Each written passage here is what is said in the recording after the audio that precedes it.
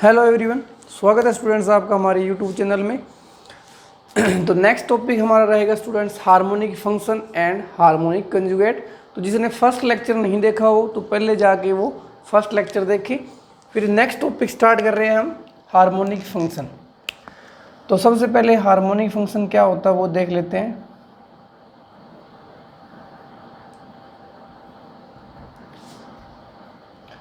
A function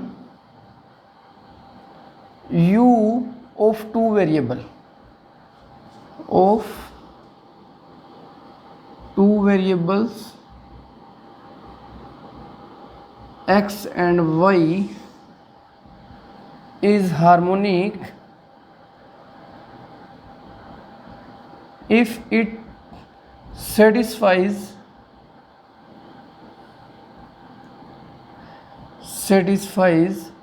Laplace equation.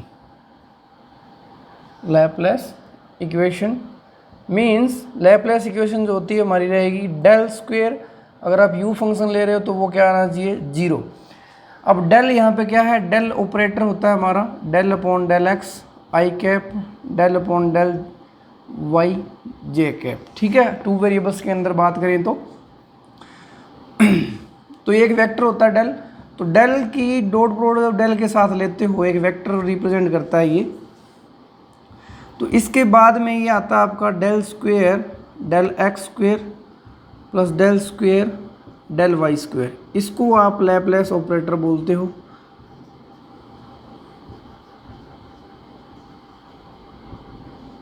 और जो function इसमें पुट करने के बाद जीरो देगा उस फंक्शन को हम क्या कर देते हैं, हार्मोनिक फंक्शन बोल देते हैं। यानी कि u हार्मोनिक, इसको लिखने का मीनिंग क्या है कि उसका आप with respect to x square दो बार डेरिवेटिव करो partially, with respect to y करो दो बार पार्शियली, तो वो क्या आना चाहिए, ऐड करने पे जीरो आना चाहिए। ठीक है, तब हम उस फंक्शन u को क्या बोल देते हैं students, harmonic function.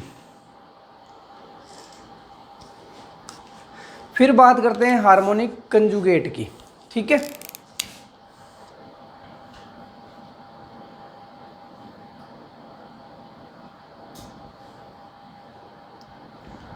Harmonic conjugate.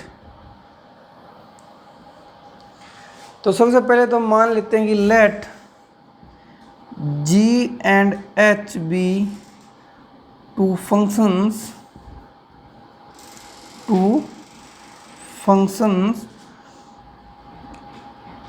of two variables x and y such that आपका g भी R2 से R पे डिफाइन रहेगा, जिनकी डोमेन R2 है और रेंज आपकी R में से आएगी, और h भी है वो भी R2 से R पे ही होता है।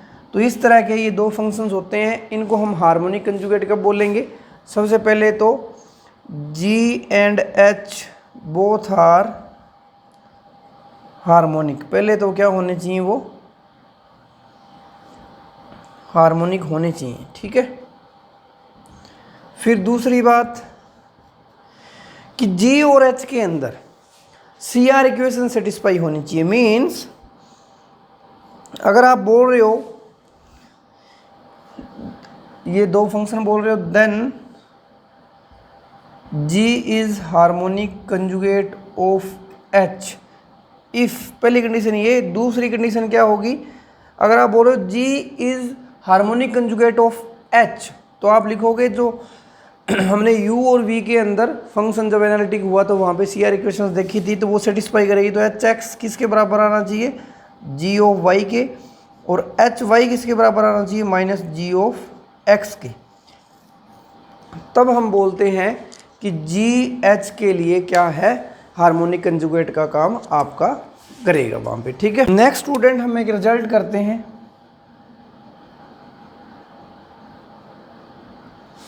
कि इफ fz इज एनालिटिक, कि fz आपका एनालिटिक गिवन है, then real part of fz and imaginary part of fz both are harmonic, दोनों के दोनों क्या होंगे, हार्मोनिक होंगे। ये आप इजीली प्रूफ भी कर सकते हो इसका। तो सबसे पहले हम मान लेते हैं कि f z is equal to u plus iota v है, एक्स और वाई का फंक्शन है, दोनों यू और वी। एनालिटिक है, इज एनालिटिक, ये हमें गिवन है, ठीक है। अगर एनालिटिक है तो यानी कि डिफरेंशिएबल है, यानी कि सी आर इक्वेशन सेटिस्फाई करेंगी। तो सी आर इक्वेशन क्या होती है, u का partial derivative with respect to x करोगे तो v के partial derivative with respect to y के आना चाहिए, और साथ में u का जब विद रिस्पेक्ट टू y करोगे तो माइनस v का पार्शियल डेरिवेटिव x के बराबर होना चाहिए, ठीक है। अब इस इक्वेशन में अगर हम क्या करें, पार्शियली डेरिवेटिव कर देते हैं दोनों साइड x से, तो यहाँ पे u x आ जाएगा, यहाँ पे v x y आ जाएगा। इसी तरह से इसमें अगर हम दोनों इक्वेशन में दोनों साइड क्या करें, y से डिफ्रेंशिएट करते हैं पार्शियली, तो इधर y आ जाएगा, इधर minus v of x y आएगा। अब यहाँ से आप देख सकते हो कि दोनों में यहाँ से v x y को इधर माइनस लिख के ले सकते हो, तो v x y चाहे आप y x, ये y x है, तो ये दोनों इक्वल होते हैं पार्शियल डेरिवेटिव्स के अंदर। तो यहाँ से इन दोनों से हमें क्या मिला कि जो आपका u x है वो इक्वल टू है माइनस u y से। तो which implies that u of x प्लस u ऑफ y यानी 2 टाइम u का डेरिवेटिव x के विद रिस्पेक्ट और 2 टाइम डेरिवेटिव आपका partially with respect to y करोगे और ऐड करोगे तो 0 आ जाएगा। Which implies that u is harmonic. तो एक तो हमारा प्रूफ हो चुका। फिर बारी है v की। अब इसमें हम क्या करते हैं, पहले हमने विद रिस्पेक्ट टू x किया था, अब हम इसमें विद रिस्पेक्ट टू y करते हैं। तो v ऑफ y आएगा, u of y of x आ जाएगा।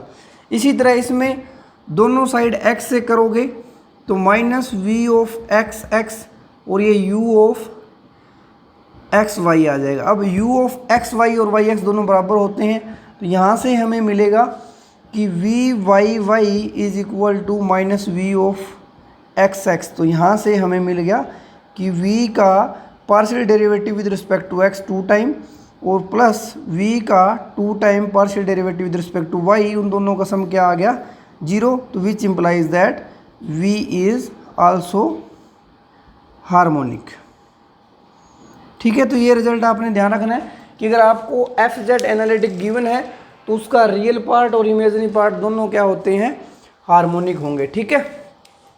But converse is not true, but converse may not be true, कि कन्वर्स के बारे में आप कुछ नहीं बोल सकते। यानी कि अगर कोई फंक्शन आपको दिया जाता है f z u plus iota y, अगर आपको दे दिया जाए u and v, real part imaginary part are harmonic which does not means कि एफ जेड इज एनालिटिक, तो इसका कन्वर्स आपका ट्रू नहीं होगा। तो कन्वर्स ट्रू नहीं होगा, उसके लिए हम एग्जांपल कर सकते हैं। तो अगर आप एफ जेड को इमेजनरी पार्ट ले लेते हो, imaginary part of z means y आप इसको ले लेते हो, ठीक है। तो यहाँ पे हमने ये देखा भी था जब एनालिटिक और डिफरेंशियबिलिटी चेक की थी फंक्शंस के लिए, तो वहाँ पे हमने वाई को लिखा था Z plus Z bar by 2, क्योंकि imaginary part Z minus Z bar by 2 होता है। यहाँ से इसमें जो u और v हैं उनके जो पार्शियल डेरिवेटिव हैं वो कॉन्टिन्यूस हैं और एग्जिस्ट भी कर रहे हैं। तो इसके लिए डायरेक्ट आप जब सी आर इक्वेशन लगाओगे तो वो आएगी, ये आपको पॉइंट्स देंगे कहाँ पे डिफरेंशिएबल है। जब आपने ये सी आर इक्वेशन निकाली यहाँ पे तो -12 आया f का partial derivative with respect to Z bar, जो कभी भी 0 के बराबर नहीं हो सकता। यानी कि ऐसा फंक्शन था जो कभी क्या है, डिफरेंशिएबल ही नहीं है, तो एनालिटिक तो होगा ही नहीं। लेकिन यहाँ पे आप चेक करो तो यहाँ पे u आपका 0 है, u आपका y है और v आपका 0 है, इमेजिनरी पार्ट 0 है। तो यहाँ से जब आप u का 2 time derivative with respect to x करोगे 0 आएगा। u का 2 time derivative with respect to y करोगे वो भी 0 आएगा, दोनों का सम 0 आएगा और ये है ही दोनों सेटिस्फाई करेंगे। यानी कि ये ऐसा एग्जांपल है, यहाँ मिल गया हमें जो दोनों के दोनों u and b are harmonic but function आपका एनालिटिक नहीं है। तो हमने ध्यान रखना है कि कन्वर्स इसका मे नॉट बी ट्रू है। अब नेक्स्ट रिजल्ट है स्टूडेंट्स कि if f of z is analytic then v is, यानी कि इमेजनरी पार्ट v is harmonic conjugate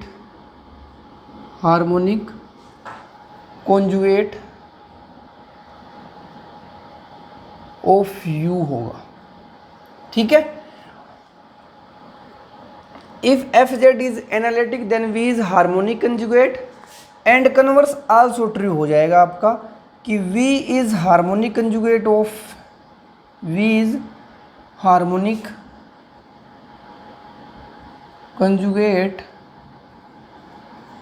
u in domain D, कि अगर डोमेन D के अंदर आपका v हार्मोनिक कंजुगेट है u के लिए, देन एफ जेड जो आप u प्लस आयोटा v से बनाओगे इज एनालिटिक होगा।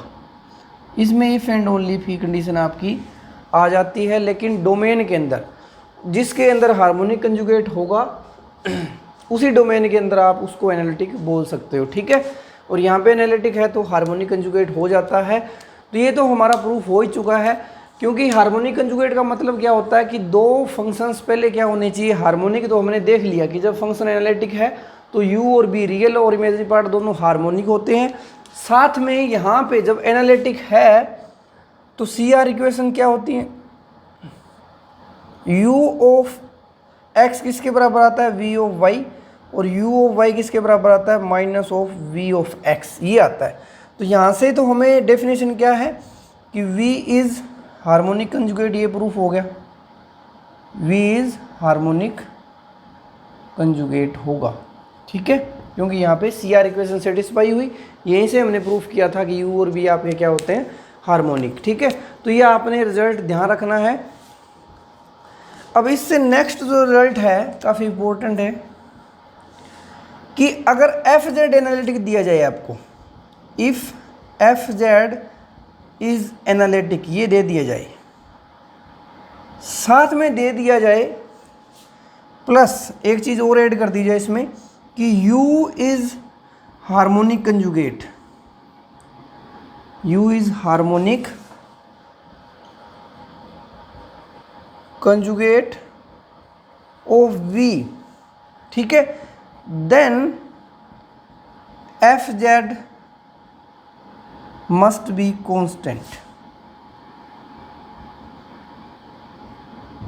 ठीक है, अगर एफ जेड एनालिटिक देने के साथ साथ में हमें ये भी बोल दिया जाए कि u harmonic conjugate of v है, तो एफ जेड जो होगा वो आपका कांस्टेंट फंक्शन ही हो सकता है।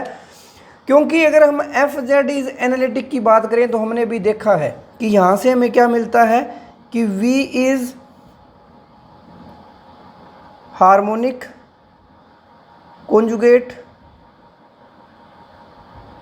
ऑफ u, मतलब कि इसमें CR इक्वेशन सेटिस्फाई होगी, ux इज इक्वल टू जो गिवन CR इक्वेशन होती है v ऑफ y और u of y is equal to minus v of x। लेकिन जो हमें u हार्मोनिक कंजुगेट दिया हुआ है v का, यानी कि अब v और u में, यानी कि v ऑफ x u की जगह x v आ जाएगा, v की जगह x आ जाएगा, तो v ऑफ x किसके बराबर होगा u ऑफ y, और v ऑफ y किसके बराबर हो जाएगा माइनस u ऑफ x। जब आपको बोला जाए कि u हार्मोनिक कंजुगेट है, उल्टा हो जाएगा। यानी कि अब ये दोनों दिए हुए हैं आपको, एफ जेड एनालिटिक था तो वहाँ से ये आया, ये एक्स्ट्रा दिया हुआ था तो वहाँ से ये आ गया। अब ये दोनों के दोनों मिलके क्या बताएंगे हमें, आप यहाँ से देख सकते हो कि इस इक्वेशन से अगर इसको हम नेम दे फर्स्ट, सेकंड, थर्ड वन और फोर्थ, तो फर्स्ट और फोर्थ से फ्रॉम फर्स्ट एंड फोर्थ,